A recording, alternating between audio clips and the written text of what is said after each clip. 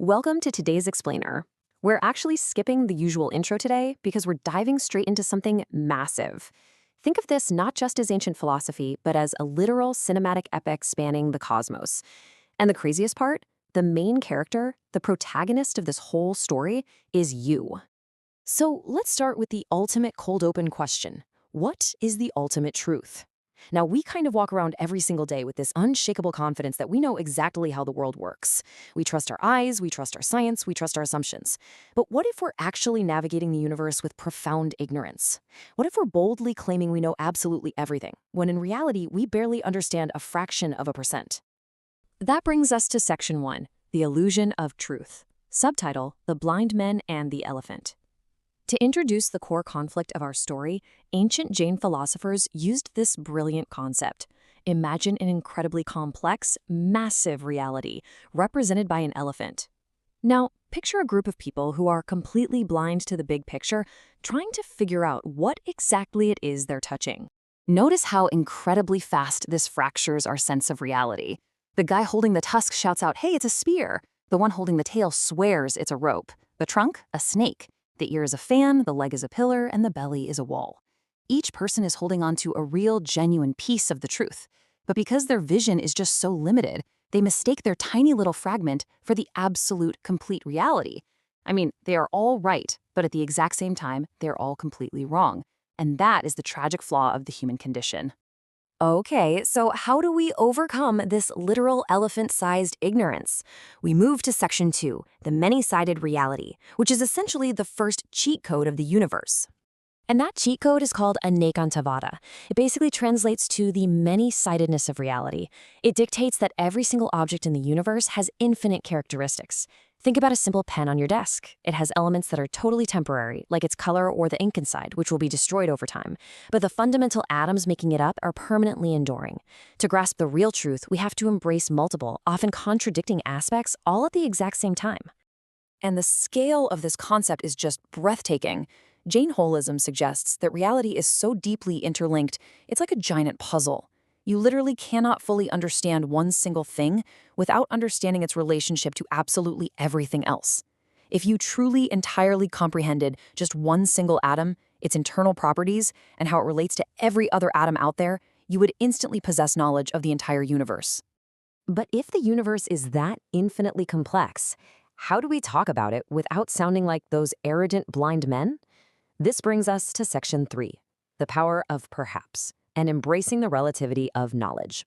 The answer here is Syad Vada.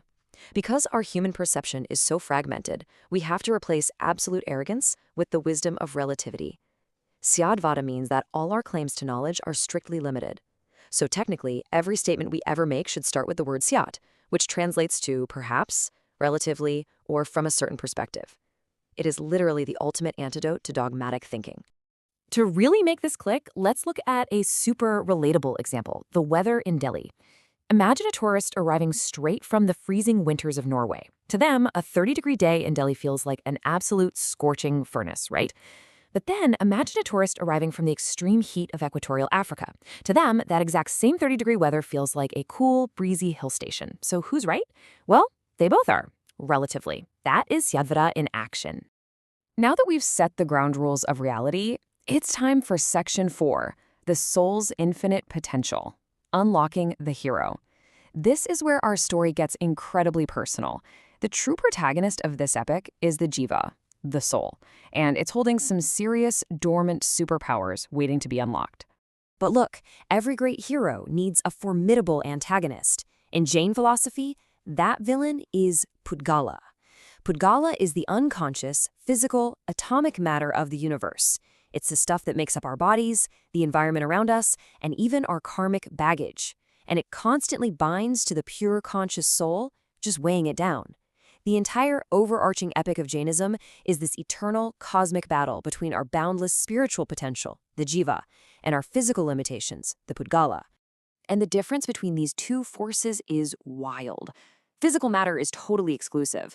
If you put your phone down on a desk, you can't put a coffee cup in that exact same atomic space. But the soul doesn't play by those rules. Jain philosophers figured out that the soul expands non-exclusively. It's like turning on a lamp in a dark room. The light just fills the space. Turn on a second lamp, and those lights don't crash into each other, they merge perfectly. In the same way, the soul adjusts to perfectly illuminate whatever body it inhabits, whether that's a tiny ant or a massive elephant, without being physically constrained. Which leads us to the ultimate plot twist of this whole explainer. That omnipotent, godlike power that so many people spend their entire lives searching for out there in the clouds, it's actually the soul's own innate potential. Every single soul possesses the Anant Chatushtaya, the infinite tetrad. You, listening to this right now, have infinite knowledge, infinite power, infinite bliss, and infinite perception completely dormant inside of you. It's just currently hidden, layered under all that illusion and dirt of physical bondage. So the big question is, how does our hero win? How do we strip away that physical dirt? Let's dive into Section 5, Becoming the Ultimate Victor, and the Path to Absolute Liberation. This right here is the cosmic progression, the ultimate hero's journey. We all start at step 1, as Baddha, bound souls completely trapped by worldly desires and ignorance. But through intense spiritual discipline, a person can become an arahant, or a jinn, literally a victor who conquers their inner enemies of greed and anger. This breakthrough leads to becoming a Kivali, where you unlock that absolute, unclouded knowledge of the entire universe. Now, some Kavalis take it a step further and become Tirthankaras.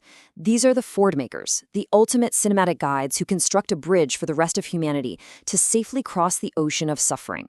And finally, upon leaving the physical body behind, the soul hits step 5 and becomes a Siddha. And where exactly do these Siddhas go? They ascend to Siddha Shila. This is the grand, epic resolution of our soul's journey. Siddha Shila is the absolute summit of the universe. It's a permanent state of pure perfection, sitting far, far beyond the physical realm. It's where liberated souls exist eternally in their natural, unbound state of infinite bliss and infinite knowledge. The hero has quite literally escaped the matrix of matter.